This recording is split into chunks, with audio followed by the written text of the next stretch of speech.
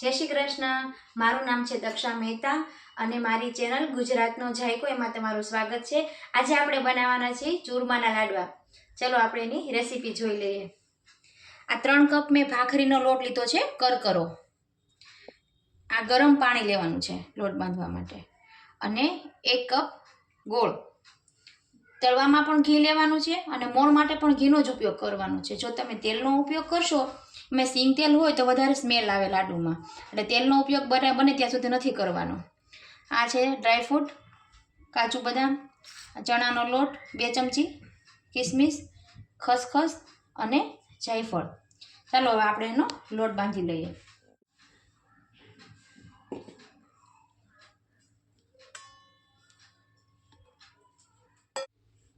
થોડું મોણ માટે ઘી એડ કરવાનું છે. ઘીનો જ ઉપયોગ લઈએ બરાબર.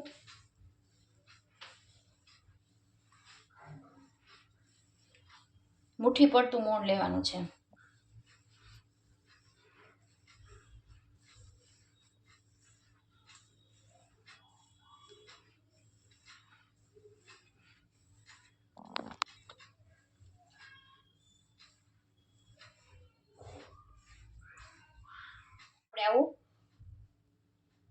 આપણે આવું મુઠ્ઠી પડતું મોણ દેવાનું છે. બરાબર આપણું મોણ થઈ ગયું છે. હવે હુંફાળું ગરમ પાણી લેવાનું છે, આંગળી સાથે થોડું થોડું પાણી એડ કરતું જવાનું.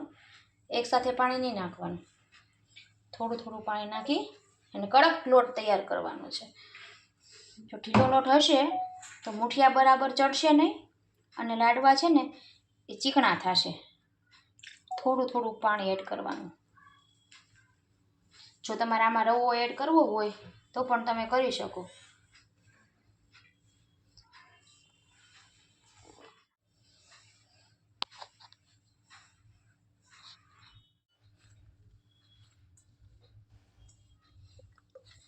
એકદમ લોટ કડક કરવાનો છે, ભાખરી જેવો. જે ભાખરી બનાવીએ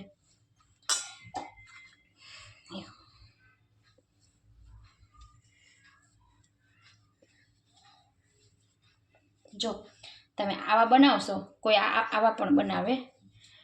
આપણે આમ નથી બનાવવાના, આપણે અલગ રીતે બનાવવાના છીએ, એટલે જલ્દી ચડી જાય અને અંદર કાચા પણ ના રહે.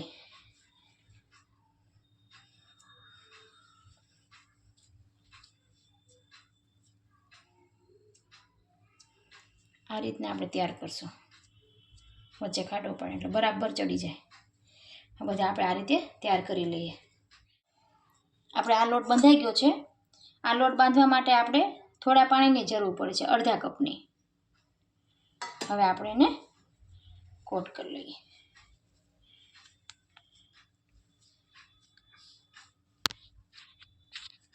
વચ્ચે ખાડો પાડી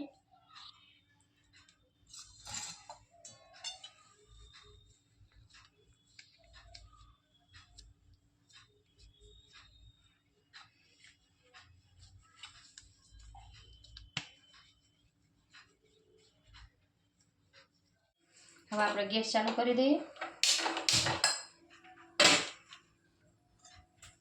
આપણે તેમાં ઘી એડ કરી દઈએ. આપણે ઘરનું ઘી લીધેલું છે. આ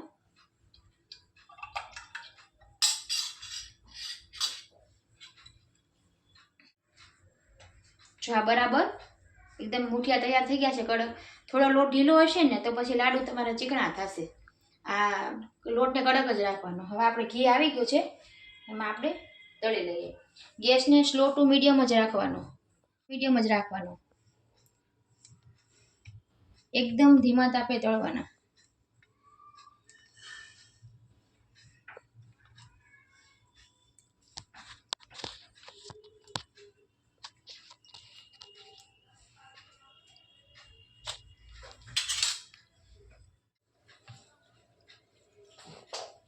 ગેસને સ્લો ટુ મીડિયમ જ રાખવાનો છે, ફૂલ નથી કરવાનો ગેસને. ચડી જશે પછી ફૂલ ગેસમાં, પણ અંદર કાચા રહેશે. જો આપણે 5 મિનિટ થઈ ગઈ છે અને જો કલર પણ ચેન્જ થયો છે અને આ ફાટી ગયા છે. જો આવી રીતે ફાટી જાય તો સમજો કે આપણા પ્રોપર મુઠિયા રેડી છે. અંદર બરાબર ચડી જાય. આપણું મોણ બરાબર હોય તો જ આ ફાટે. હજી આપણે એને 5 મિનિટ ફેરવી લઈએ છીએ.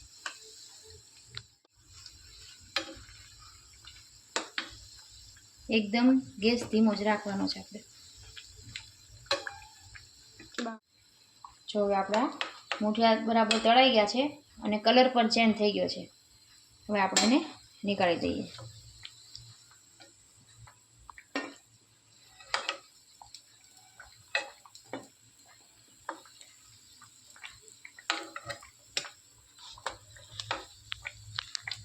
આ તળાતા 5 થી 7 મિનિટ લાગે છે. બહુ ઉતાવળ નહીં કરવાની તળવા માટે. પ્રોપરલી 5 થી 7 મિનિટ તો લાગે જ છે.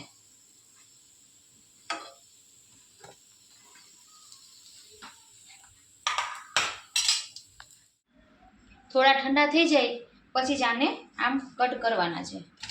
બરાબર ઠંડા થઈ જવા દેવાના. જો થોડા ગરમ હશે તો પછી મિક્સરમાં એ ચોટી જશે. એટલે લોટ હોય ને એ ગરમ એટલે એ ચોટી જાય. ઠંડા થાય પછી જ મિક્સરમાં એને દળવાના છે. આપણા 10 મિનિટ થઈ ગઈ છે અને બરાબર ઠંડુ થઈ ગયું છે.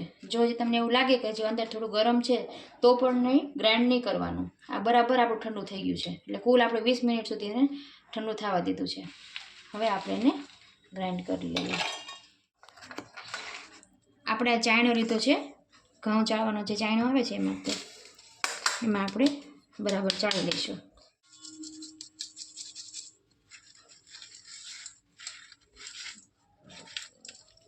હવે આપણે બધું આ ગ્રાઇન્ડ કરી લઈશું. હવે આપણે જે ચણાનો લોટ છે આ ચણાનો લોટ એને આપણે શેકી લેવાનો છે. જો લોટ બાંધવામાં તમે સાથે ચણાનો લોટ નાખશો તો એ બરાબર શેકાશે નહીં અને કાચો રહી જશે. અને અલગથી આપણે શેકી લેવાનો. આનાથી બજાર જેવા લાડુ તૈયાર થાય. એટલા આ ટિપ્સ છે લાડુની. ચણાના લોટને 2 ચમચી લેવાનો છે. આમાં તમે રવો પણ એડ કરી શકો, પણ મેં રવો નથી લીધો.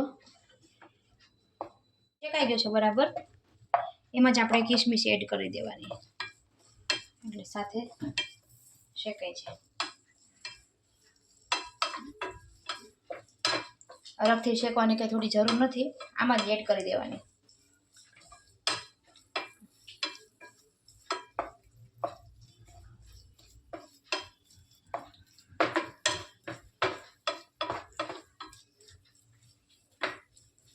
જો આ થોડી ફૂલી ગઈ છે એમાં જ આપણે આ ડ્રાય ફ્રૂટ એડ કરી દેવાનું.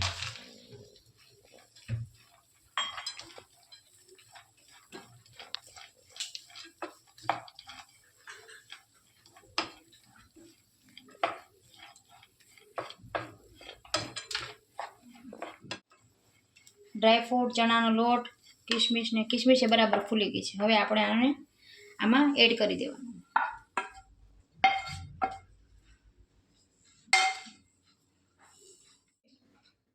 હવે આપણા ઘીની અંદર જે આપણે મૂઠિયા તળ્યા હતા એ જ ઘી છે, એમાં આપણે ગોળ એડ કરી દઈએ.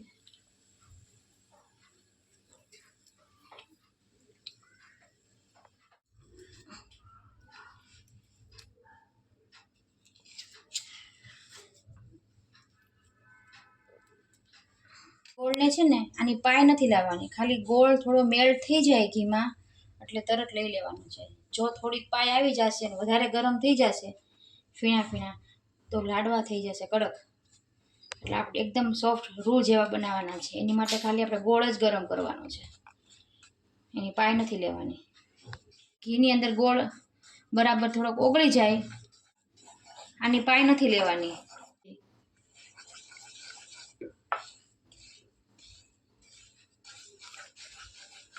છે ખાલી એટલો જ ગરમ કરવાનો છે ગોળને.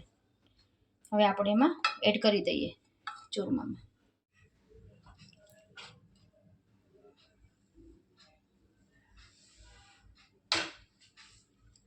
આ ઘી ગરમ હશે આનું એટલે એને ચમચાની મદદથી જ મિક્સ કરવાનું.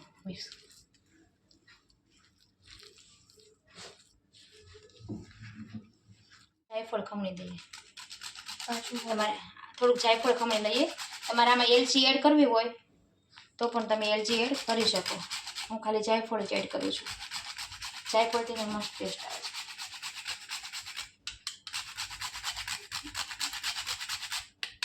અડધું જાયફળ એડ કરી દીધું છે ને, બરાબર મિક્સ કરી દઈએ.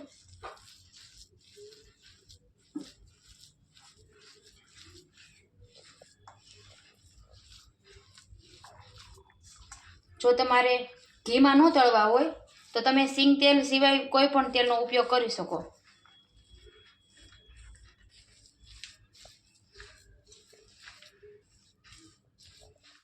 જો તમને એવું લાગે કે આ જે છૂટું છૂટું રહે છે ચૂરમું, તો તમે એમાં ઘી એડ કરી શકો પાછું. જેમ જોઈએ એમ ઘી એડ કરવાનું. અગર જો વધારે ઘી થઈ જશે ને તો પણ લાડવા વળશે નહીં. આ એકદમ પ્રોપર માપ છે.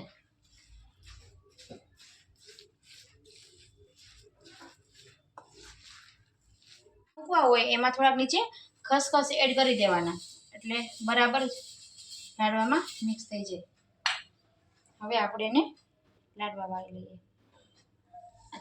આ 3 આંગળી અને અહીંયા 2 આંગળી 3 બરાબર વાળવાના.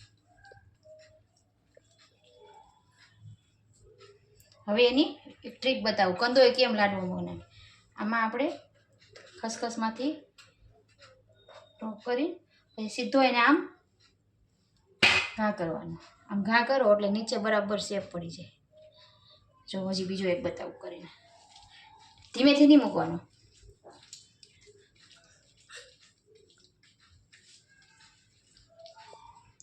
ખસખસમાં થોડુંક કોટ કરી ને આમ પછાડવાનું, એટલે બધા નીચેથી મસ્ત શેપ બની જશે.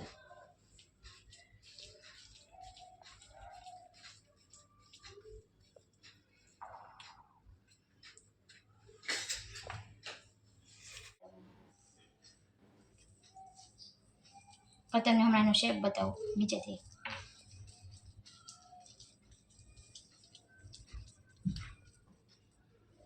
કોટ કરી આમ મૂકવાનું. હા જો તમે એકદમ કંદોઈ સ્ટાઈલ. હવે આ ઠંડા થઈ જશે ને એટલે એકદમ મસ્ત. જો તૈયાર છે આપણા આ ચૂરમાના લાડવા. જે મેં આમ ફેંકીને નાખેલા હતા એ શું કામ નાખ્યા હતા એ તમને બતાવું. જો આ જે મેં ફેંકીને નાખેલા હતા આનો શેપ કેટલો મસ્ત થઈ ગયો છે. જો એકદમ પરફેક્ટ, બાર કંદોઈ જેવા. એની ટ્રીક છે આમ ફેંકીને નાખવાની. ચલો હવે આપણે એને સર્વ કરી લઈએ. પહેલાં આપણે ગણપત દાદાને ધરી લઈએ. દાદા જય ગણપત દાદા. તૈયાર છે આપણે સરસ મજાના ચૂરમાના લાડુ. ગણપતિ દાદાનું આગમન બી ચાલુ છે, બાર સ્વાગત બી ચાલુ છે, અને તમે આ જરૂરથી એકવાર ટ્રાય કરજો કેવા બન્યા છે. અને બહુ સરસ બન્યા છે લાડુ, પોચા પોચા રૂ જેવા બન્યા છે. જો તમને અમારી રેસીપી ગમી હોય તો કમેન્ટ સેક્શનમાં જરૂર કહેજો, અને મારી ચેનલને લાઇક, શેર અને સબસ્ક્રાઈબ જરૂર કરજો. Thank you. ગણપતિ બાપ્પા મોર્યા, મંગલ મૂર્તિ મોર્યા. જય શ્રી કૃષ્ણ, જય ગણપતિ દાદા.